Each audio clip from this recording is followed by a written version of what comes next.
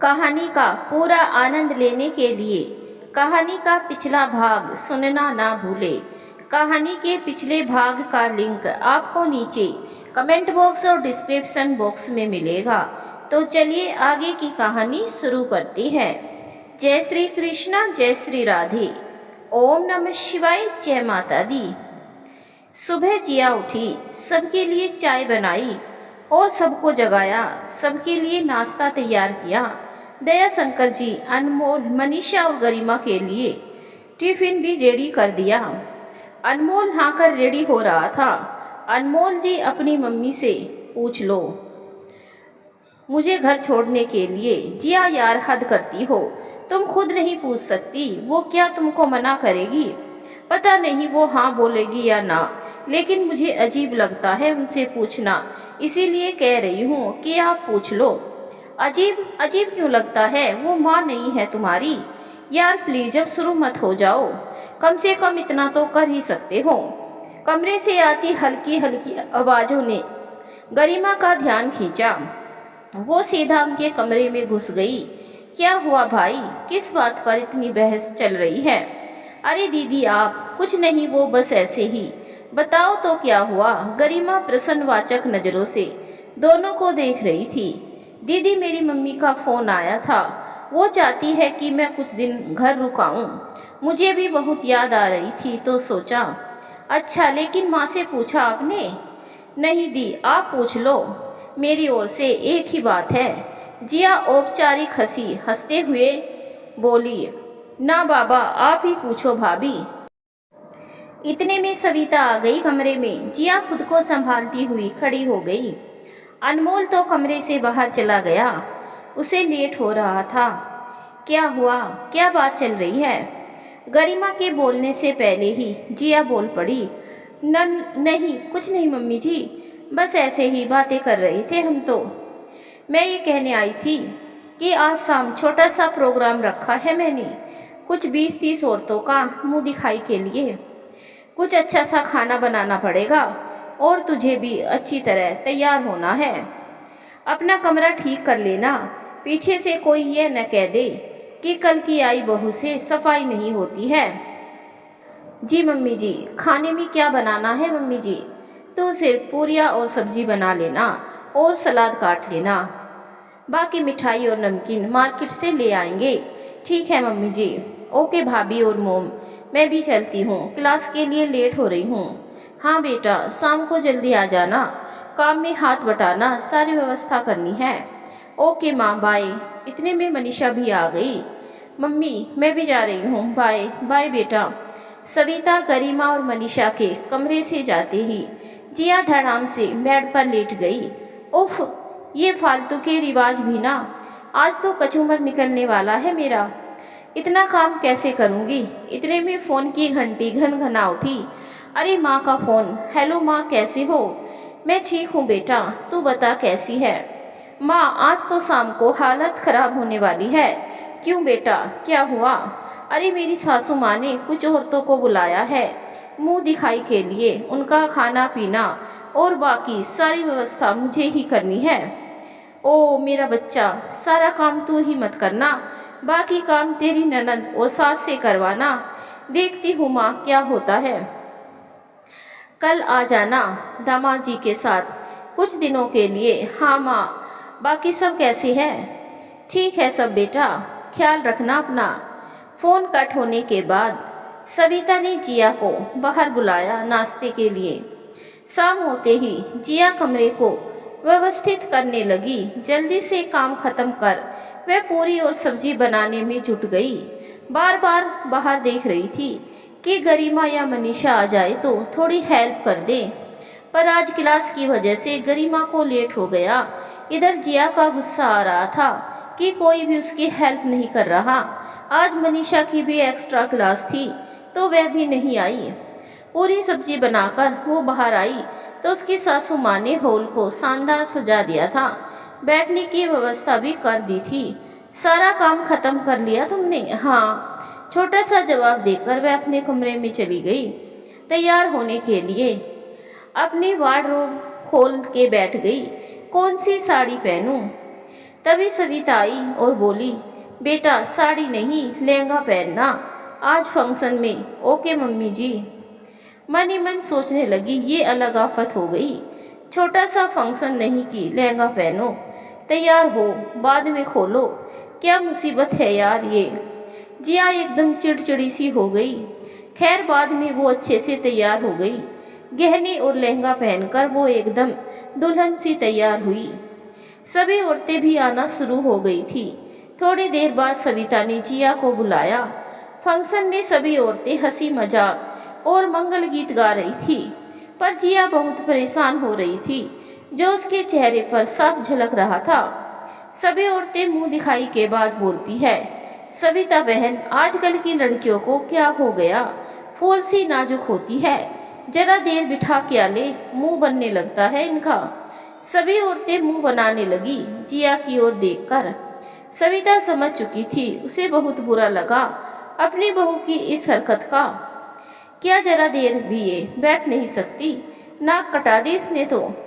अरे नहीं नहीं, ऐसी कोई बात नहीं है, वो क्या है कि पूरे दिन काम में लगी थी ना, तो थक गई, सविता ने बात रखने के लिए कहा। अच्छा अच्छा, कोई बात नहीं, चलो बहू का कमरा देख लेते हैं। कमरा देखकर सबने बहुत तारीफ की। इतनी सुंदर सजावट की। इतने में दयाशंकर जी मिठाई व नमकीन लेकर आ गए, तो सभी औरतें खाने पर बैठ गई। सबके जाने के बाद सविता ने जिया को कहा, बहू इतना तो सहना आना चाहिए तुम्हें, वे लोग न जाने क्या सोचेगी कि घर बुलाकर ऐसी बेइज्जती की। सॉरी मम्मी जी, इतना कहकर जिया अपने कमरे में रोने लगी। सविता ने जिया से इस व्यवहार की अपेक्षा नहीं की थी। रोते हुए उसने अपनी माँ को फोन लगाया। फोन पर अपनी माँ को सारी बात बता दी कि आज पूरे दिन उसके साथ क्या घटित हुआ। सारी बात सुनते ही उसकी माँ आग बबूला हो गई और बोली, रुक, मैं तेरे भाई को भेजती हूँ तुझे लेने, मेरी बच्ची क्या कुछ नहीं सह रही। हाँ माँ भेज दो चिराग को, मेरा दम घुट रहा है। हाँ, जिया का भाई आने वाला था उसे लेने। जिया को मालूम था, इसीलिए उसने जल्दी से खाना बना दिया अपने भाई के लिए। जिया बेटा, इतनी जल्दी खाना किसके लिए बना रही हो? सबके लिए मम्मी जी। बेटा इतनी जल्दी खाना बाद में बना लेती तो सब गरम ही खा लेते। मैंने तो बना दिया, कोई बात नहीं मम्मी जी, जब पापा जी आएंगे तो गरम कर दूंगी। कोई बात नहीं, आज तो बना दिया है, तो कल से थोड़ा लेट ही बना लेना। जिया मन ही मन सोचने लगी, इनको हर काम में प्रॉब्लम है, कल से गरम बनाने के लिए मैं यहाँ रहूँगी तब ना। 5 बजे चिराग आ गया था जिया को लेने। अरे बेटा चिराग तुम। चिराग ने सविता के पैर छूकर आशीर्वाद लिया। हाँ आंटी जी, जिया दीदी को लेने आया हूँ, माँ ने भेजा है। लेकिन बेटा मेरी तो उनसे बात हुई नहीं इस बारे में कि जिया को भेजना है, तो अचानक ही कैसे? अनमोल के पापा भी नहीं है यहाँ भी। आंटी जी मुझे तो माँ ने बोला तो मैं आ गया, शायद दीदी की बात हुई हो माँ से। मैं भी पूछती हूँ जिया से। तुम अंदर तो आओ। जिया बेटा जरा इधर आना तो। हाँ मम्मी जी। अरे चिराग तू? हाँ बेटा, चिराग तुझे लेने आया है। तुमने बुलाया था क्या इसे? नहीं मम्मी जी, मैंने नहीं बुलाया, शायद मम्मी ने भेज दिया हो। ओ, उन्होंने मुझसे पूछना भी उचित ना समझा। सविता औपचारिक हंसी के साथ बोली, कोई बात नहीं मम्मी जी, अब चिराग आ गया है तो जाना तो पड़ेगा ही। हाँ बेटे चले जाना, लेकिन तेरे पापा जी और अनमोल को तो आने दे। जब तक वे लोग आएंगे बहुत लेट हो जाएगा, खाना भी तो खाना है, तब तक वे लोग आ जाए तो ठीक, वरना हम निकलना होगा हमें, रात हो जाएगी तो मम्मी गुस्सा करेगी। सविता आश्चर्यचकित थी, उसे समझ नहीं आ रहा था वो जिया से क्या कहे। जिया खुद के लिए और चिराग के लिए खाना ले आई। खाना खाते खाते अनमोल और दयाशंकर जी आ चुके थे।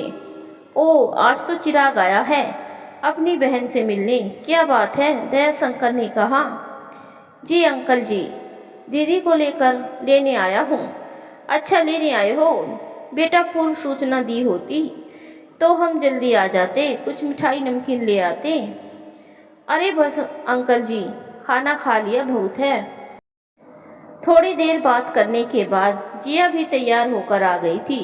दयाशंकर जी ने कहा, चिराग बेटा, कल सुबह निकल जाते, अभी रात हो जाएगी। नहीं अंकल जी, अभी आधे घंटे में पहुंच जाएंगे। फोर व्हीलर है तो टेंशन की कोई बात नहीं है। फिर मम्मी से बोला है आज ही आना है। अच्छा अच्छा, चलो भाई, मम्मी का कहा तो टाल नहीं सकते। जिया ने अपने सास ससुर का आशीर्वाद लिया। सविता ने पूछा, कब आओगी? तो जिया ने कहा, जब मम्मी भेज देगी तब आ जाऊंगी।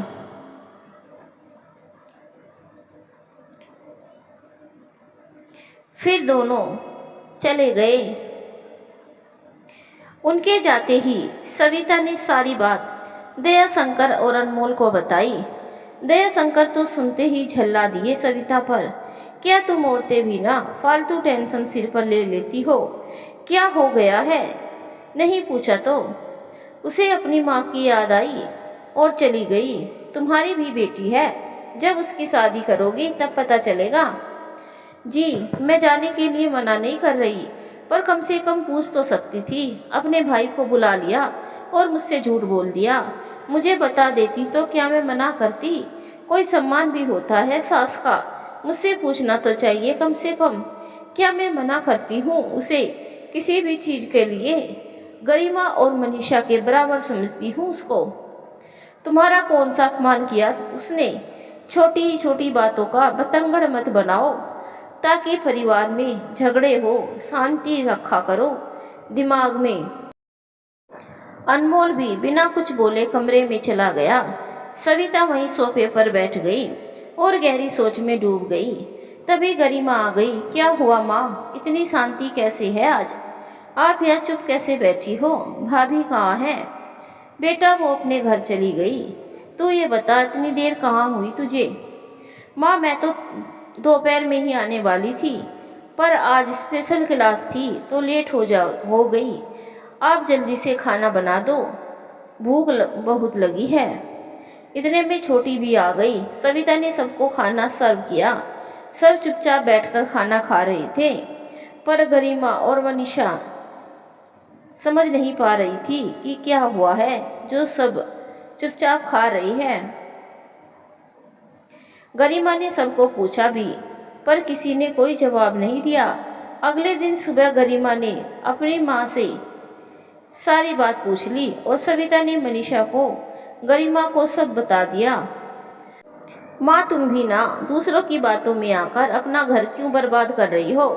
अभी तो 10 दिन भी नहीं हुए उसे यहाँ आए हुए और तुम लग गई उसकी बुराई गिनने। तुमको उसकी किसी बात से परेशानी है तो उसे बातचीत करके दूर कर लो, वरना परेशानी आगे बढ़ती जाएगी। बाकी आप खुद समझदार हो माँ। हाँ बेटा, तो ठीक कहती है, आने दो उसे, आमने सामने बात होती तो अच्छा रहेगा।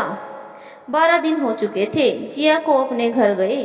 सविता ने अनमोल को कहा उसे लाने के लिए। अनमोल जिया को ले आया। जिया अपनी सास से कम बात करती थी। उसकी माँ ने यही समझा कर भेजा था उसे कि वह अपनी सास से कम ही बात करे, पर सविता हर वक्त जिया से प्यार से बात किया करती ताकि जिया के व्यवहार में परिवर्तन आ जाए। अनमोल और जिया का प्यार भी समय के साथ गहरा होता जा रहा था। अब अनमोल जिया का बहुत ध्यान रखने लगा था। उसकी हर छोटी से छोटी ज़रूरत का ख्याल करता था। अनमोल की जिंदगी में अब जिया के इर्द गिर्द ही घूमती थी और जिया अपनी जिंदगी में अनमोल के अलावा किसी और को शामिल ही नहीं करना चाहती थी। ऐसा नहीं था कि सविता जिया से बुरा व्यवहार करती थी। सविता उसे मनीषा और गरिमा की ही भांति प्यार देती थी, पर जिया उसे अपनाना नहीं चाहती थी। दयाशंकर तो ऑफिस और मनीषा और गरिमा क्लासेज में ही बिजी रहती थी। उन्हें घर में क्या हो रहा है इस बात का बिल्कुल पता ना था। जिया घर के कामों से जी चुराने लगी थी। घर का सारा काम सविता ही करती, पर किसी को कुछ भी नहीं कहती। जिया का जब मन करता वह अनमोल के साथ घूमने निकल जाती। सविता सब कुछ देखकर भी चुप रहती थी, कहीं घर में कलेश ना हो। सविता की इसी सोच से जिया का साहस बढ़ता जा रहा था। जिया ने अपना अलग ही दायरा बना लिया था, जिसमें वह और अनमोल ही थे। जब अनमोल की क्लासेस खत्म हो चुकी थी, उसके एग्जाम आ चुके थे, एग्जाम पास कर लिया था अनमोल ने, और उसने बहुत बड़ी कंपनी को ज्वाइन किया था। अनमोल ने बिना किसी को बताए पासपोर्ट और वीज़ा तैयार करवा लिया और 20 दिनों का घूमने का प्लान सब तैयार कर लिया। जिस दिन वे लोग घूमने जाने वाले थे, सबको उसी दिन बताया दोनों ने। सब आश्चर्यचकित थे, पर दया शंकर ने ज़्यादा कुछ कहा नहीं। उन्हें विरोध करने से ज़्यादा मौन रहना उचित लगा। जिया ने अपने लिए और अनमोल के लिए काफ़ी सारे कपड़े भी खरीद लिए थे। सविता को ये सब बिल्कुल पसंद नहीं आया। उसे सबसे ज़्यादा बुरा तब लगा जब अनमोल ने उससे ये सब छुपाया। सविता समझ चुकी थी जिया ने अनमोल को सबसे दूर करने की क्लास लगा दी है। 20 दिन अनमोल और जिया ने बहुत मज़े किए। जिया ने अपनी सोशल मीडिया पर बहुत पिक्चर डाली, जिसमें उसने बहुत छोटे कपड़े पहने थे। सविता को उसका ये पहनावा बिल्कुल पसंद ना था, पर वो कुछ कर भी नहीं सकती थी। हनीमून से वे दोनों लौट आए थे। उसी दिन दया शंकर को कंपनी की ओर से मीटिंग के लिए देहरादून भेजा गया।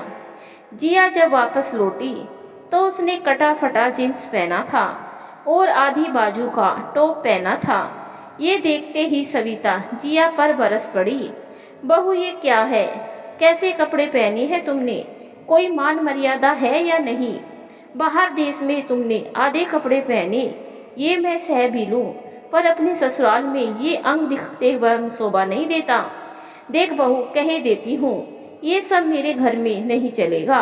साड़ी पहन जो शोभा दे, मान मर्यादा में रहना सीख ले, इज्जत से रहेगी तब तक ही मान मिलेगा।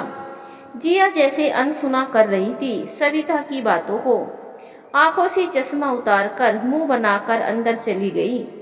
सविता अवाक खड़ी अनमोल की ओर देखते हुए बोली, अनमोल, देखा तुमने? मोम प्लीज, आते ही शुरू मत हो जाओ। जगह और समय भी नहीं देखती आप। घर के अंदर भी नहीं आए अभी और शुरू हो गई आप। कितना सफ़र करके आए हैं अंदाजा है आपको? इतना कहकर अनमोल भी अंदर चला गया। दोनों फ्रेश होकर खाना खाने बैठ गए, पर जिया ने अपना पहनावा नहीं बदला। जींस और टॉप बेखौफ पहने बैठी रही। सविता जब दोबारा उसे टोकने लगी तो जिया बोली, देखो सासू माँ, मेरी जिंदगी पर सिर्फ मेरी मर्जी चलेगी। मैं क्या पहनूंगी, क्या खाऊंगी, कहाँ जाऊंगी, क्या करूंगी, मैं तय करूंगी। आपकी तानाशाही नहीं चलेगी। मैं पढ़ी लिखी मॉडर्न लड़की हूँ, आधुनिक ख्यालों वाली लड़की हूँ, पुराने विचारों वाली ओल्ड फैशन लड़की नहीं हूँ। मैं नई पीढ़ी की लड़की हूँ, जो सिर्फ साड़ी में लिपटी रहे, गृहिणी बनकर घर के कामों में चिपकी नहीं रहने वाली। जिया तमतमाई हुई कमरे में चली गई। अनमोल जिया को समझा ले, ये ठीक नहीं कर रही है। तेरे पापा को पता चलेगा तो देख लेना क्या कमी है इसे इस घर में, मेरे प्यार में, जो ये इस तरह का व्यवहार कर रही है। वो ठीक कह रही है माँ, उसे हर बात में टोकना और पाबंदी लगाना पसंद नहीं है। तो प्लीज़ माँ, आप ही एडजस्ट कर लो ना थोड़ा। हर वक्त तलवार लिए उसके पीछे क्यों पड़े रहते हो आप? जिया के पीछे अनमोल भी अपने कमरे में चला गया। सिर पकड़े सविता वही धड़ाम से बैठ गई। जो उसने सोचा ना था वो दिन देखना पड़ रहा था। अनमोल के पापा से क्या कहेगी वो? जब वे जिया को इस तरह देखेंगे तो क्या कहेंगे? क्या होगा अब इस घर में? सविता कसम में थी और उधर से अनमोल और जिया जोरों से ठाके लगाए हंस रहे थे। घर में रोज इसी बात पर बहस चलती थी, रोज झगड़े होते थे। एक शांत और प्यार से रहने वाले परिवार में रोज झगड़े और कलह होते। जिया घर का कोई काम नहीं करती थी, सविता ज़्यादा से ज़्यादा चुप रहती, पर जिया कोई ना कोई बहाना तो ढूंढ ही लेती झगड़ा करने का। मनीषा और गरिमा दोनों सबको समझा समझा कर थक चुकी थी, पर स्थिति वैसी ही रही, कोई बदलाव नहीं आया। गरिमा अनमोल से कुछ भी कहती तो वो अपनी माँ और गरिमा दोनों पर बरस पड़ता। तुम तीनों चाहती क्या हो हमसे? अगर तुम यूं ही कलह और झगड़ा करोगी तो मैं और जिया ये घर छोड़कर चले जाएंगे, याद रखना। जीना मुहाल कर रखा है तुम तीनों ने। रोज के झगड़ों से गरिमा और मनीषा भी तंग आ चुकी थी, उनकी पढ़ाई भी नहीं हो पा रही थी।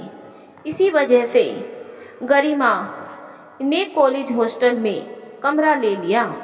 अब वह घर आना ही नहीं चाहती थी, छुट्टी पर भी घर नहीं आती। और मनीषा भी पापा से कहकर पढ़ने के लिए हॉस्टल चली गई। मनीषा ने अपने पापा से फ़ोन पर बात की और अपना एडमिशन हॉस्टल में करवा लिया। पर सविता अकेले ये सब सह रही थी, अपने घर को बर्बाद होता देख रही थी। जिया और अनमोल हर रविवार कहीं ना कहीं घूमने जाते, कभी अपने पीहर जाती तो कभी होटल, रेस्टोरेंट या कहीं भी। घर पर रहती तो सविता से झगड़ा करती, आधे आधे कपड़े पहनना, पार्टी करना, महंगे मोबाइल और भी काफ़ी ज़रूरतें उसकी अनमोल अपने महीने की सैलरी से पूरी किया करता था। 5 महीने बाद दया शंकर भी कंपनी का काम खत्म कर घर आ गए थे। जब वे घर आए, जिया और अनमोल घर पर नहीं थे, गरिमा भी नहीं थी। मनीषा का तो उन्हें पता ही था। आते ही सविता से पूछने लगे, सब बच्चे कहाँ चले गए? कोई दिखाई नहीं दे रहा। पहले तो ये बताओ मेरी बच्ची जिया कहाँ है? उसके लिए मैं एक महंगी साड़ी लाया हूँ, उसे बहुत पसंद आएगी। और गरिमा कहाँ है? उसके लिए भी कपड़े लाया हूँ, ना लाता तो वो जान खा जाती मेरी। और मनीषा के लिए भी कोरियर करवा दिए हैं कपड़े। और दयाशंकर हंसने लगे। तभी सविता जोर जोर से रोने लगी। सविता, क्या हुआ? क्यों रो रही हो? दयाशंकर घबरा कर बोले, साड़ी लाए हो जिसके लिए? जो कटे फटे आधे कपड़े पहनती है उसके लिए, जिसने तमीज तहजीब अपने कपड़ों के साथ उतार कर फेंक दी। क्या बोल रही हो? तुम्हारा दिमाग तो ठीक है ना? मेरा तो ठीक है, लेकिन आपकी बहू के लक्षण ठीक नहीं है। क्या कर दिया उसने ऐसा? सविता खुलकर बताओ, क्या बात है? सविता ने सारी बात बता दी। दयाशंकर वहीं सिर पकड़े बैठ गए। क्या संस्कार दिए थे मैंने बच्चों को, और क्या मिला? आने दो आज अनमोल और जिया को, बात करता हूँ उनसे। अनमोल और जिया डिनर करके रात 10 बजे आए। दयाशंकर जिया को देखकर हक्के बक्के रह गए। जिया बिना बाजू की टॉप जींस पहने हुए थी, बाल खुले, मेकअप में चेहरा पुता हुआ था। अनमोल और जिया दयाशंकर को देखकर थोड़ा सा सकुचाए, पर अगले ही पल निडर हो गए। अरे पापा, आप कब आए? दयाशंकर गुस्से में लाल हो चुके थे। देखा आपने आपकी बहू के लक्षण? लाए थे ना इसके लिए महंगी साड़ी।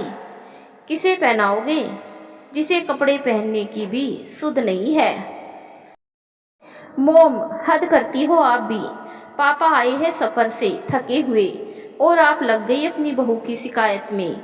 आपको कुछ तमीज नाम की चीज़ है या नहीं? परेशानी क्या है आपको हमसे? हमारी खुशी से जलन है आपको? पर पापा आप जैसे नहीं है, वो आज के ज़माने के हिसाब से चलने वाली है, उन्हें हमारी खुशी से जलन नहीं है, वे खुश है, समझिए आप। दयाशंकर कुछ ना बोले, वे सीधा अपने कमरे में चले गए। पीछे से सविता भी चली गई। आपने कुछ नहीं बोला उन दोनों से, आप चुप रहे। अनमोल ने मुझे इतना सुनाया, मुझे उसकी खुशी से जलन होगी। अपने बच्चों की खुशी से। आप चुप क्यों रहे, बोले क्यों नहीं कुछ। दया शंकर आंखों में आंसू दबाए सविता को समझाने लगे। सविता, देखो, अब बात हद से आगे निकल चुकी है। अब हम उन्हें कुछ भी कहेंगे तो वे बगावत पर उतर आएंगे, कलेश बढ़ेगा, झगड़े होंगे। तुम तो जानती हो मैं ये सब सहन नहीं कर पाऊंगा। अगर मुझे कुछ हो जाएगा तो तुम्हारा क्या होगा। इससे अच्छा है तुम चुप रहो और अपना काम करती रहो। एक ना एक दिन उन्हें अपनी गलती का एहसास जरूर होगा। ये आप कह रहे हैं जी, जो गलत नहीं सहते थे, आज अपने बिगड़े बच्चे को समझाने की जगह चुप रहकर बढ़ावा दे रहे हैं। कहीं ऐसा ना हो हालात सुधारने की जगह और ज़्यादा बिगड़ जाए और उसके जिम्मेदार सिर्फ आप होंगे। ये तो शुरुआत है। आपका चुप रहना भारी पड़ सकता है जी। आपको कुछ करना ही होगा। सविता, ये सब मुझसे ना होगा, प्लीज मुझे कुछ ना बोलो। दया शंकर हाथ जोड़कर रोने लगे। सविता समझ चुकी थी ये सबका सब इनका पुत्र मोह है, जिससे ऊपर ये अनमोल को कुछ नहीं कह सकते। वे समझते हैं अगर अनमोल को उन्होंने कुछ कहा तो वो दोनों घर छोड़कर चले जाएंगे। अब मुझे ही कुछ करना होगा, इन दोनों को सुधारना ही होगा, वरना हंसता खेलता परिवार उजड़ जाएगा, बदनामी होगी सो अलग। आपसे तो कुछ होने से रहा, लगता है अब मुझे ही कुछ करना पड़ेगा। इस घर को बचाना अब मेरी जिम्मेदारी होगी। सविता, तुम कुछ नहीं करोगी। मैं घर में अशांति नहीं चाहता। अशांति की तैयारी तो आपने कर ली है, लेकिन मैं ऐसा होने नहीं दूंगी। मैं भी उसकी माँ हूँ, उसे रास्ता अब मैं दिखाऊंगी। सविता की आंखों में चमक थी जो किसी मजबूत इरादे की झलक थी। क्या करोगी तुम? देखते जाइए, बस मेरा साथ देते रहना, कभी कमज़ोर ना पड़ जाना। मैं जो भी करूँगी इस घर के भले के लिए करूँगी। मुझे भी मेरी संतान उतनी ही प्यारी है जितनी आपको। मेरा साथ देंगे ना आप? हाँ सविता, जरूर साथ दूंगा, पर कोई ऐसा काम ना करना जिससे परिवार को नुकसान पहुँचे। विश्वास रखिए मुझ पर आप, मैं कभी ऐसा कुछ नहीं करूँगी। आपका साथ चाहिए बस। हाँ सविता। दोनों ने एक दूसरे के हाथ पकड़े और मुस्कुरा दिए। अगले दिन सुबह सविता ने दया शंकर और खुद के लिए खाना बना लिया। अनमोल जब ऑफिस के लिए तैयार हुआ तो ना तो उसके लिए खाना बना था और ना ही नाश्ता। दया शंकर अपना टिफिन लेकर ऑफिस के लिए निकल चुके थे। सविता ने अपना खाना प्लेट में परोसकर अपने कमरे में रख लिया। मोम मोम मोम, मेरा नाश्ता और खाना कहाँ है? मुझे ऑफिस के लिए देर हो रही है, जल्दी रेडी कर दो। मैंने अपना और तेरे पापा का खाना बना लिया है। मेरी इतनी ताकत नहीं कि मैं तेरे लिए अब नाश्ता और खाना बना सकूं। माँ प्रश्नवाचक नज़रों से अनमोल कुछ देर सविता को देखता रहा। बिना कुछ बोले वो अपने कमरे में चला गया। जिया बेबी, 10 मिनट में नाश्ता रेडी कर दो ना, मैं ऑफिस के लिए लेट हो रहा हूँ। मोम ने नाश्ता और खाना नहीं बनाया मेरे लिए, तुम प्लीज़ जल्दी रेडी कर दो। वोट, तुम्हारी माँ से इतना सा काम नहीं होता क्या? उन्होंने आज खुद के लिए और पापा के लिए ही खाना बनाया है, मेरे और तुम्हारे लिए नहीं। ओ डियर, आज तुम ऑफिस कैंटीन से खा लेना, मैं कहाँ बनाने बैठूंगी अभी। मेरी तबीयत भी ठीक नहीं है, कुछ फीवर सा लग रहा है। मैं धीरे धीरे बनाऊंगी तो तुम्हें लेट हो जाएगा। बेड से उठा भी नहीं जा रहा, तभी तो सो रही हूँ, उठी हूँ तब से। ओके डियर, मैं कैंटीन में खा लूँगा। आज ही की तो बात है, कल से तुम बना लेना अपने दोनों के लिए। और सुनो बेबी, तुम रेस्ट करना, उठना नहीं, ठंडी पट्टी करना सर पे, फीवर उतर जाएगा। हाँ हाँ हाँ, क्यों नहीं, बना लूँगी, जिया थोड़ी अचकचाई सी आवाज़ में बोली।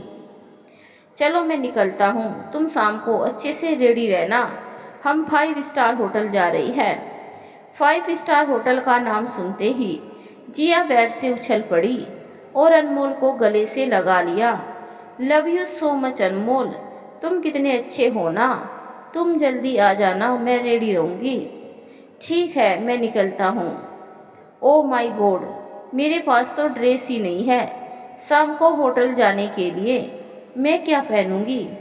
अरे यार, ये सब बातें तुम्हें तब याद आती है जब हमें कहीं जाना हो। लो पकड़ो मेरा ये कार्ड, जितनी चाहे शॉपिंग कर लो। Thank you baby. Jiya shopping card लेकर उछल रही थी। अनमोल के ऑफिस जाने के बाद 12 बजे जिया भी शॉपिंग पर निकल गई, पर सविता की ममता आज रो रही थी। उसकी आंखों से आंसू झर रहे थे। मेरा बेटा आज पहली बार घर से बाहर भूखा गया है, ये मैंने क्या कर दिया। उस लड़की को सबक सिखाने के चक्कर में मैंने अपने बेटे को भूखा भेज दिया, मुझे भगवान कभी माफ़ नहीं करेगा। सविता रोते हुए अतीत की धुंधलक में खो गई। अनमोल खाने का शौकीन था। जब भी रविवार की छुट्टी होती, उसकी नई नई फरमाइशें शुरू हो जाती। माँ आज ये बनाओ, माँ आज वो बनाओ। उसकी फरमाइशें पूरी करने के लिए सविता ने अपनी माँ से कुकिंग सीखी। जब से वह समझने लगा है तभी से वह खाने का शौकीन रहा है। पर आज ये मैंने क्या कर दिया। रोते हुए सविता वहीं सोफे पर सो गई। आज उसने खाना भी नहीं खाया। उसकी आंख 4 बजे खुली जब दरवाजे की घंटी बजी। जिया शॉपिंग से लौटी थी। उसके हाथ में 5-7 शॉपिंग बैग थे, जिनमें शायद महंगे कपड़े थे। शॉपिंग से लौटकर जिया ने सविता से कहा, मम्मी जी प्लीज़ चाय बना दीजिए, सर बहुत दर्द हो रहा है। सविता ने कुछ नहीं बोला, सीधे अपने कमरे में गई। सौम्या कमरे से जाते ही अपनी माँ को फ़ोन करने लगी। हेलो माँ, कैसी हो। ठीक हूँ बेटा, तू बता कैसी है। मैं तो बिल्कुल ठीक हूँ, आज शॉपिंग करके आई हूँ, पूरे 16,000 के कपड़े लाई हूँ। अरे वाह मेरी बेटी, क्या बात है। पर आज शॉपिंग किस, आज 5 स्टार होटल में डिनर पर जा रही हूँ। कपड़े तो बहुत थे पर इस बहाने और ले आई। और दोनों माँ बेटी ठाके लगाए हंसने लगी। जब काफ़ी देर तक चाय नहीं आई तो जिया बाहर आई। सविता अपने कमरे में थी। जिया ने खुद के लिए चाय बनाई और डिनर के लिए तैयार होने लगी। ब्रांडेड जीन्स और टॉप पहनकर काफ़ी मेकअप पोत लिया। शाम 7 बजे तक वह तैयार हो चुकी थी। अनमोल का इंतजार कर रही थी। इधर सविता ने दया शंकर और खुद के लिए खाना बना लिया। दया शंकर आ चुके थे तो दोनों कुछ देर बात करने के बाद डिनर करने बैठ गए। शाम के 8 बज चुके थे। जिया अनमोल को फ़ोन करते करते परेशान हो चुकी थी, पर उसका फ़ोन लग ही नहीं रहा था। उसे गुस्सा आने लगा था। कमरे में इधर उधर घूमने लगी। 9 बजे अनमोल आया। कहाँ थे तुम, इतनी देर हो गई, मैं कब से तैयार होकर बैठी हूँ, ना तो तुम्हारा फ़ोन लग रहा है ना तुम टाइम पर आए। जवाब दो। जिया प्लीज़ कुछ देर चुप रहो, मेरा दिमाग अभी शांत नहीं है। एक क्लाइंट से झगड़ा हो गया, उसी में समय लग गया। हम आज नहीं जाएंगे, मेरा मन नहीं है। ऐसे कैसे नहीं है तुम्हारा मन, तुम्हें चलना ही पड़ेगा चाहे कुछ भी हो। मैं कब से तैयार होकर बैठी हूँ, तुम्हें कोई ख्याल नहीं है। फटाफट रेडी हो जाओ, मैं इंतज़ार कर रही हूँ तुम्हारा। जिया प्लीज़ समझने की कोशिश करो, मैं नहीं जाऊँगा। आज सुबह से मैंने एक निवाला तक मुंह में नहीं लिया। आज का दिन ही बुरा था मेरे लिए। अब तुम हम दोनों के लिए यही खाना ले आओ, हम यही डिनर कर लेते हैं। जिया आग बबूला होकर किचन में गई। वहाँ खाना नहीं था। उसे और भी ज़्यादा गुस्सा आया। पैर पटकते हुए वापस कमरे में आ गई। आते ही अनमोल पर चिल्लाने लगी, देखा तुम्हारी माँ को, खुद का खाना बनाया, दोनों ने खा लिया और सो गए, हमारी कोई परवाह नहीं है उनको। अनमोल पहले से परेशान था। जिया की बात सुनकर वह चुपचाप उठा और कपड़े बदलकर सो गया। जिया उसे अवाक खड़ी देखती रही। उसका हाथ पकड़कर खींचा। मैं तुम्हारी तरह भूखी नहीं सो सकती। जाओ मेरे लिए खाना बनाओ या मुझे होटल लेकर जाओ। देखो जिया, परेशान मत करो, मैं वैसे ही बहुत परेशान हूँ सुबह से। तुम्हें करना है वो करो। अनमोल वापस सो गया। अनमोल के सोने के बाद जिया ने ऑनलाइन खाना ऑर्डर कर लिया। आधे घंटे में खाना डिलीवरी करने वाला आ गया था। अपनी पसंद का खाना मंगवा करके जिया काफ़ी खुश हो रही थी। रूम में उसने खाना खाया और सो गई। सुबह उठकर वही सब हुआ। जिया ने आज भी अनमोल और जिया के लिए खाना नहीं बनाया। सविता अपने दिल पर पत्थर रखकर ये सब कर रही थी, पर करती भी क्या, वो थक चुकी थी रोज रोज के इन झगड़े और कलेश से। अनमोल कल से भूखा था। सुबह उठकर तैयार हुआ और सीधा किचन में चला गया। वहाँ नाश्ता तैयार नहीं था। उसे बहुत गुस्सा आया। अपनी माँ को आवाज लगाई, पर सविता ने पलटकर जवाब नहीं दिया। मोम, अब क्या बोलना भी बंद कर रही हो? सविता अनमोल की ओर देखकर कुछ ना बोली और सीधे रूम में चली गई। दयाशंकर वहीं नाश्ता कर रहे थे। सविता फूट फूट कर रोने लगी। जी नहीं होता मुझसे ये सब। अपनी ही औलाद को भूखा नहीं देखा जाता। मेरा बच्चा कल से भूखा है, कुछ नहीं खाया उसने। एक निवाला गले से नहीं उतरता मेरे। खाने का इतना शौकीन रहा है मेरा बेटा, जिसे आज 2 दिन हो चुके हैं कुछ खाने को नसीब नहीं हो रहा है। उस लड़की की वजह से मेरा बच्चा भूखों मर रहा है। आप ही बताइए, कोई माँ अपने बच्चों के साथ इतना बुरा कर सकती है क्या? मैं तो माँ नहीं कुमाता हो गई, जिसका बेटा भूख से तड़प रहा है। बस सविता बस, कुमाता मत कहो खुद को। जब औलाद सही रास्ते पर ना हो तो उसे सही रास्ते पर लाने के लिए थोड़ा सख्त कदम उठाना ही पड़ता है। तुम वही कर रही हो। तुमने मुझे हिम्मत बांधने के लिए कहा था और तुम खुद पिघल रही हो। हिम्मत से काम लो, देखना एक दिन सही रास्ते पर आ जाएगा। अनमोल, थोड़ा कठोर तो होना ही पड़ेगा सविता, वरना एक दिन हम हमेशा के लिए हमारे बच्चों से दूर हो जाएंगे। क्या तुम सह पाओगे अपने बच्चों से दूरी? नहीं जी, मैं सोच भी नहीं सकती अपने बच्चों से दूर रहना। मेरे लिए मेरी दुनिया मेरे बच्चे हैं, इनसे दूर नहीं हो सकती कभी। मुझे मजबूत होना ही पड़ेगा। आप साथ हैं ना जी? बिल्कुल, मैं तुम्हारे साथ हूँ। दयाशंकर सविता को अपने सीने से लगा लेते हैं। थोड़ी देर एकदम चुप्पी छा जाती है। सविता दयाशंकर के सीने से लगकर रो रही थी, पर उसे दयाशंकर की बाहों के घेरे में हिम्मत मिल रही थी। लग रहा था जैसे दुनिया यहीं रुक जाए। तभी फोन की घंटी बजी। गरिमा का फोन था। सविता ने फोन उठाया। हेलो गुन्नू बेटा, कैसी है? तुझे तो याद ही नहीं आती अपने मम्मी पापा की। गरिमा उधर से रो रही थी। क्या हुआ? तू रो क्यों रही है? सब ठीक तो है ना? रोने की बात सुनकर दयाशंकर ने फोन सविता से खींच लिया। क्या हुआ मेरा बच्चा, क्यों रो रही हो बेटा? दयाशंकर घबरा रहे थे। पापा, मैं पास हो गई। अब कुछ ही दिनों में मुझे डॉक्टर की डिग्री मिल जाएगी। क्या बात है मेरा शेर बेटा, मेरा नाम रोशन कर दिया तूने तो। दिल खुश कर दिया तूने आज। लव यू बेटा, proud of you my son. Savita बार बार पूछ रही थी, क्या हुआ, मेरी बात करवाओ ना। मुझे बताओ तो सही, हमारी बच्ची ने नाम रोशन किया है हमारा। हमारी बेटी डॉक्टर बन गई है। क्या बात है, हमारी बच्ची ने कितनी तरक्की कर ली इतनी सी उम्र में। उसे बोलो हमसे मिलने तो आजा। कितने महीने हो गए उसे एक झलक तक नहीं देख पाई। ले डॉक्टर गरिमा, तेरी मम्मी से बात कर, मुझे ऑफिस के लिए देर हो रही है। गुन्नू बेटा, तू अपनी माँ से मिलने कब आ रही है? माँ, आ जाऊंगी 1-2 दिन में, बस ये फॉर्मेलिटी पूरी करके आऊंगी। ठीक है बेटा। माँ, घर में माहौल कैसा है? सब अच्छा है बेटा, सब ठीक है। माँ, मैं जानती हूँ कुछ भी ठीक नहीं है, वरना आपकी आवाज़ इतनी रो नहीं रही होती। माँ, आप चिंता मत करो, मैं अब ज़्यादा दिन आपको वहाँ नहीं रहने दे सकती। अब मैं आपको खुश देखना चाहती हूँ। अब पापा और आप मेरे साथ रहेंगे। हाँ बेटा, तू आजा पहले।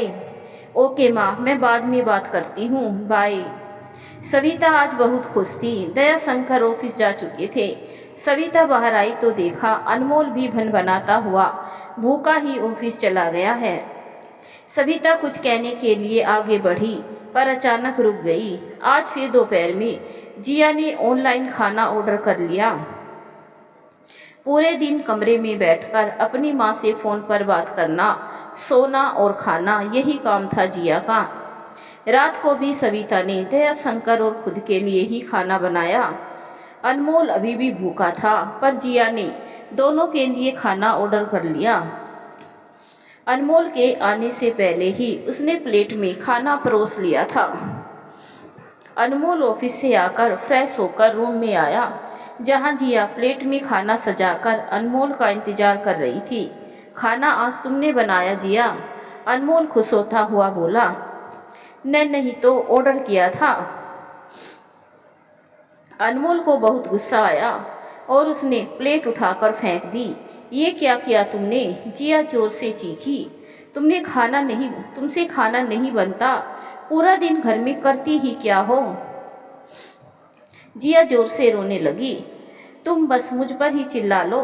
तुम्हारी माँ किचन छोड़े तब तो खाना बनाओ ना। वो अपने लिए खाना बनाती है पर किचन में चिपकी रहती है। मैं कैसे खाना बनाऊं? बताओ तुम ही। सविता और दयाशंकर सब सुन रहे थे पर चुपचाप खाना खा रहे थे। वे समझ रहे थे उनका बेटा अब माँ बाप को समझेगा। मुझसे बिना मतलब बहस मत करो। 2 दिन से मैं भूखा हूँ। साला किसी को फिक्र ही नहीं है। इधर तुम ऑनलाइन ऑर्डर कर खा रही हो, उधर मम्मी पापा अपना खा रहे हैं। मैं भूखा मर जाऊं तो मरूं, किसी को पड़ी है? अनमोल इतनी जोर से चिल्ला रहा था कि पूरे घर में सिर्फ उसी की आवाज़ गूंज रही थी। दयाशंकर और सविता के गले से निवाला नहीं उतर रहा था। सविता की आंखों में तो झरझर आंसू बह रहे थे। उसने अपनी प्लेट उठाई और किचन में जाकर खाने को डस्टबिन में डाल दिया। दयाशंकर भी खा नहीं पाए, हाथ साफ कर रूम से चले गए। अनमोल भूख बर्दाश्त नहीं कर पा रहा था। गुस्से में दनदनाता हुआ घर से बाहर चला गया। पास ही नाके पर चाय की दुकान खुली थी, वहीं बैठ गया। कुछ देर चुपचाप बैठा रहा, फिर चाय बिस्किट ऑर्डर कर खाने लगा। इधर जिया रोते हुए अपने घर पर फ़ोन लगाती है। उन्हें जो भी घटित हुआ वो सारा किस्सा सुना दिया। उधर से जिया की माँ बोली, बेटा तू कुछ दिन मेरे पास आ जा, वरना उस घर में रहेगी तो मेरी बच्ची मर जाएगी। मैं अपनी बच्ची को दुखी नहीं देख सकती। मैं तेरे पापा को भेज देती हूँ, वो तुझे ले आएंगे। कहते हुए जिया की माँ रोने लगी। मेरी बच्ची कितना दुख सह रही है। फूल सी मेरी बेटी है, नाजों से पाला था। ये दिन देखने के लिए नहीं दिया था उस घर में।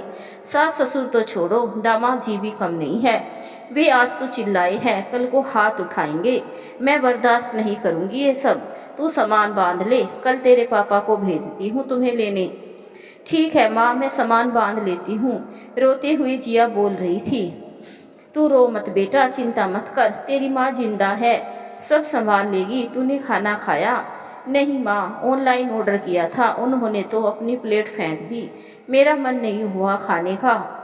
तू खाना खा ले, तू चिंता मत कर। खाना नहीं खाएगी तो बीमार पड़ जाएगी मेरी बच्ची। भूखी मत रह मेरी लाडो, खाना खा ले पहले। ठीक है माँ, मैं खाती हूँ।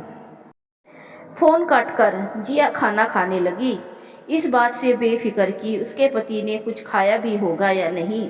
वो गुस्सा कर कहाँ चले गए हैं। खाना खाकर जिया सो गई। रात करीब 2 बजे अनमोल घर वापस आया। जिया सोई हुई थी। उसकी फेंकी हुई खाने की प्लेट अब भी वैसे ही पड़ी थी। उसने कमरे में चारों ओर नज़र घुमाई, फिर सोती हुई जिया को देखा। पास बैठकर गौर से उसका चेहरा अंधेरे में देखने की कोशिश कर रहा था। उसे अपनी गलती पर पछतावा हो रहा था कि कैसे वो जिया पर चिल्लाया। वो 2 दिन से भूखा था, शायद इसीलिए जिया ने ऑनलाइन उसका मनपसंद खाना ऑर्डर किया होगा और उसने खाने की प्लेट कैसे फेंक दी। उसे ऐसा नहीं करना चाहिए था। खाने और जिया दोनों का उसने अपमान किया।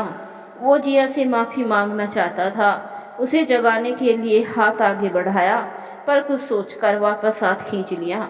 जिया के माथे पर एक चुंबन लेकर सो गया। अगले दिन रविवार था। अनमोल रविवार को सुबह देर तक सोता रहा। कुछ खटखड़ाहट से उसकी नींद खुली। आंखें खोली तो चौंक कर उछल पड़ा। जिया अपना सामान बांध रही थी। कहाँ जा रही हो जिया? उधर से कोई जवाब नहीं आया। जिया, मैं तुमसे कुछ पूछ रहा हूँ, जवाब दो। जिया फिर भी कुछ नहीं बोली। अनमोल बेड से उठकर जिया के पास चला गया। जिया का हाथ पकड़कर बोला, बेबी कुछ तो बोलो, क्या हुआ है, कहाँ जा रही हो? अनमोल का स्वर रवासा हो गया था। जिया ने बिना कुछ बोले अनमोल का हाथ झटक दिया। सामान पैक कर बाहर आ गई। पीछे पीछे अनमोल भी आ गया। बेबी कल के लिए सॉरी, कान पकड़ता हूँ, माफ़ कर दो। मान भी जाओ, मैं भूखा था और खाना ना देखकर गुस्सा आ गया था। जिया मान भी जाओ, तुम जानती हो तुमसे मैं कितना प्यार करता हूँ। क्या मैं कभी तुम पर जरा भी चिल्लाया हूँ? तुम्हारी हर ज़रूरत आगे से आगे पूरी करता हूँ। इतनी छोटी सी गलती पर भी माफ़ नहीं करोगी? जिया कुछ तो बोलो। जिया इस तरह कठोर बनकर अनमोल को अनदेखा कर रही थी जैसे उसे अनमोल के गिड़गिड़ाने का फर्क ही ना पड़ रहा हो। अनमोल उसे मनाने की हर संभव कोशिश कर रहा था, पर नाकाम था। उधर सविता पीछे खड़ी सब देख रही थी। अपने बेटे को अपनी पत्नी के सामने इस तरह गिड़गिड़ाता देख आंसू आ रहे थे, पर वह बेबस थी, कुछ कर नहीं सकती थी। कुछ ही देर में जिया का भाई आ गया था उसे लेने। जिया अनमोल से गाड़ी में बैठने से पहले मुंह फेर कर इतना बोली, जब सच में मेरी कदर हो जाए तो लेने आ जाना, वरना बंधे रहना अपने माँ बाप के पल्ले से। अनमोल वहीं घुटनों के बल बैठा रोने लगा। उसे अपनी गलती का पछतावा हो रहा था। सविता उसके पास जाने के लिए बढ़ी कि पीछे किसी ने उसके हाथ पकड़ लिए। पीछे मुड़कर देखा तो दया शंकर थे। गर्दन हिलाते हुए वो सविता को अंदर ले आए।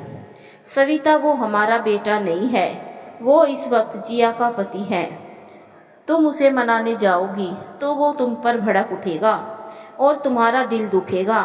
हिम्मत से काम लो। सविता को गले से लगाते हुए दया शंकर कह रहे थे, देखना एक दिन सब सही हो जाएगा, अनमोल सही रास्ते पर आ जाएगा। भगवान करे ऐसा ही हो। मैं अपने बेटे को पल पल यूं तड़पता नहीं देख सकती। सब ठीक होगा पगली। अब तुम कुछ अच्छा नाश्ता और लंच बनाओ। हमारी लाडो डॉक्टर गरिमा आ रही है। क्या सच में? सविता अगले ही पल खुश होते हुए बोली, हाँ, फ़ोन आया था उसका। चलो मैं तुम्हारी हेल्प करवाता हूँ बनवाने में। और दोनों खुश होते हुए किचन की ओर चले गए। दया शंकर और सविता दोनों रसोई में नाश्ते और खाने की तैयारी में जुट गए। दया शंकर एक अच्छे पति की भांति सविता की मदद करवा रहे थे। सविता ने नाश्ता और खाना गरिमा की पसंद का ही बनाया। इधर अनमोल कमरा बंद कर सो गया था। रसोई का काम पूरा कर वे दोनों जैसे ही बाहर आए, दरवाजे पर कार का हॉर्न बजा। दया शंकर और सविता एक दूसरे की ओर देखकर मुस्कुराए और दरवाजे की तरफ दौड़ पड़े। दरवाजे पर गरिमा दोनों हाथ बांधे मुस्कुरा रही थी। गरिमा को देख दया शंकर और सविता की आंखों में अनायासी आंसू बहने लगे। गरिमा दौड़कर अपने माँ पापा से लिपट गई। तीनों बहुत रोए। जा, तुझसे बात नहीं करता मैं। कोई बेटी अपने बाप से इतनी दूर रहती है क्या? बाप की कोई फिक्र ही नहीं है।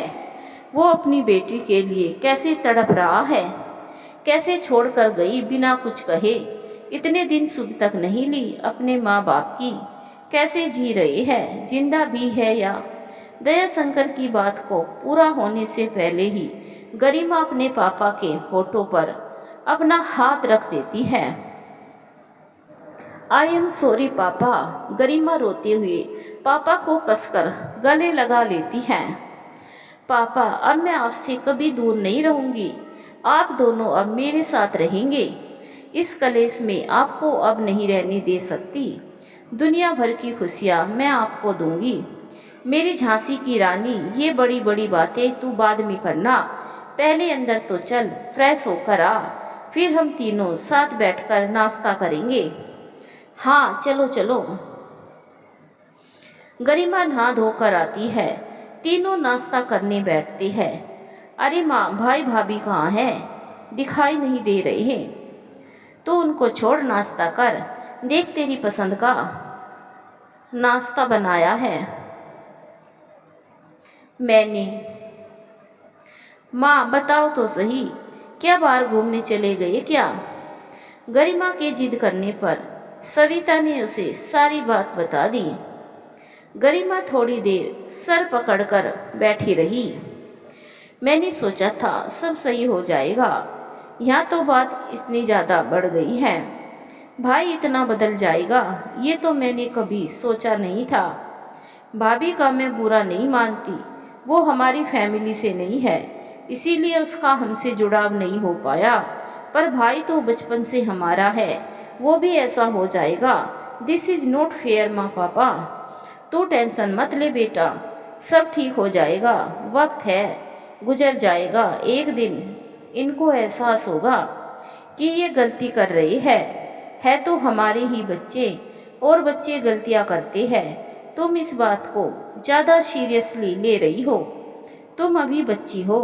दया शंकर ने बड़े प्यार से गरिमा को समझाया। हाँ बेटा, तू जितना समझ रही है इतने भी बुरे नहीं है दोनों। अनमोल तेरा भाई है, दुश्मन थोड़ी है। वो बुरा है या अच्छा है तो अपना ही। हाँ मम्मा पापा, आप दोनों ग्रेट हैं। आप दोनों का दिल कितना बड़ा है। आई होप एक दिन सब ठीक हो जाए। तीनों खुशी खुशी नाश्ता करने लगते हैं। वाह माँ, बहुत ही टेस्टी नाश्ता बनाया है आपने तो।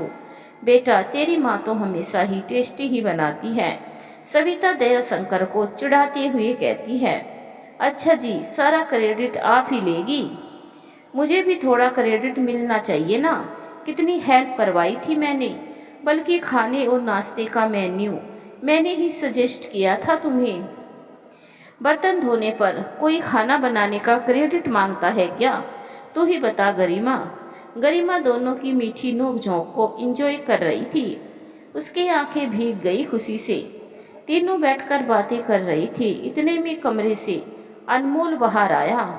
गरिमा को देखकर उसे खुशी हुई, पर खुशी और आंसू को दबाते हुए उसने कहा, अरे गुन्नू, तू कब आई? गरिमा जाकर अनमोल के गले लगी। बस अभी 1 घंटा पहले। आप सो रहे थे, मैंने डिस्टर्ब नहीं किया? हाँ, वो रात को थोड़ा देर से सोया तो आँख ही नहीं खुली। तू कैसी है? मैं तो ठीक हूँ भाई, पर आपने अपना ये क्या हाल बनाया हुआ है? एकदम देवदास लग रहे हो। अनमोल की दाढ़ी बढ़ी हुई थी, वजन एकदम कम हो चुका था, बाल बड़े हुए बेतरतीब से थे, आंखें सूजी हुई और एकदम लाल थी। कुछ नहीं, छोड़ तू, मैं एकदम ठीक हूँ। अनमोल अपने अंदर के गम को छिपाने की कोशिश कर रहा था। गरिमा अनमोल की ये हालत देख बहुत दुखी हुई। मन ही मन सोचने लगी, जो अनमोल एकदम हीरो की तरह रहता था, जिसे सबसे पहले अपने माँ बाप की फिक्र रहती थी, जो माँ पापा के लिए मुझे भी डांट देता था, वो 1 साल पहले आई लड़की के लिए इतना बदल गया। और बता, तेरी पढ़ाई कैसे चल रही है? अनमोल के पूछने पर गरिमा सोच के दायरे से बाहर आई। मैं डॉक्टर बन गई हूँ भाई। ओ ग्रेट, ये खुशखबरी अब बता रही है। चल अब पार्टी दे। गरिमा अनमोल के चेहरे को पढ़ पा रही थी। बनावटी खुशी का आवरण ओढ़े अनमोल गरिमा को बधाई दे रहा था। हाँ भाई, पार्टी भी दूंगी। अब नए घर में शिफ्ट हो जाऊंगी, तुम यहाँ नहीं रहोगी? नहीं भाई, मुझे मुंबई के अस्पताल से प्रैक्टिस के लिए लेटर आया है, अब मैं मुंबई में ही रहूँगी। आपने खाना खाया? नहीं, अभी तो उठा हूँ, खाना क्या, नाश्ता भी नहीं किया। चलो आप फ्रेश हो जाओ, साथ में खाना खाएंगे। इतनी देर से चुप बैठे दयाशंकर खाने की बात पर बोल पड़े। बेटा गुन्नू, मॉडर्न लोगों के लिए हमारे पास खाना नहीं है। उन्हें शायद हमारा सादा खाना पसंद ना आए, इसीलिए रहने दो। ऐसे लोगों को सिर्फ होटल का खाना पसंद आता है। तुम्हें भूख लगे तो बता देना, साथ में ही खाएंगे। इतना कहने के बाद दयाशंकर उठकर कमरे में चले गए। सविता ने भी दिल पर पत्थर रखा हुआ था, वो भी बिना बोले चुपचाप उठकर चली गई। गरिमा और अनमोल एक दूसरे को चुपचाप देखते रहे। अनमोल दयाशंकर और सविता के इस व्यवहार से गरिमा के सामने असहज हो गया था, इसीलिए वापस अपने कमरे में चला गया। भूख के मारे उसकी जान निकल रही थी, पर अपने अहंकार के कारण वो सविता से माफ़ी मांगकर खाना नहीं मांगना चाहता था। पर दयाशंकर और सविता उसी दिन का इंतजार कर रहे थे कि कब उसका अहंकार टूटे और उनका बेटा उनके पास लौट आए। माँ, पापा, अगले महीने हम नए घर में शिफ्ट हो जाएंगे, आप तैयारी कर लीजिए। बेटा, इस तरह इस घर को छोड़कर जाना सही नहीं है। ये घर मैंने मेहनत से बनवाया है, ऐसे कैसे छोड़ जाऊं? पापा, मैं एक शब्द नहीं सुनूंगी। आप दोनों यहाँ नहीं रहोगे, बस ये मेरा अंतिम ऑर्डर है आप दोनों के लिए। गरिमा दोनों को आदेश स्वरूप कह रही थी। दयाशंकर और सविता कुछ गहरी सोच में डूब गए थे। आगे की कहानी सुनने के लिए चैनल को सब्सक्राइब और वीडियो को लाइक जरूर करें। धन्यवाद दोस्तों।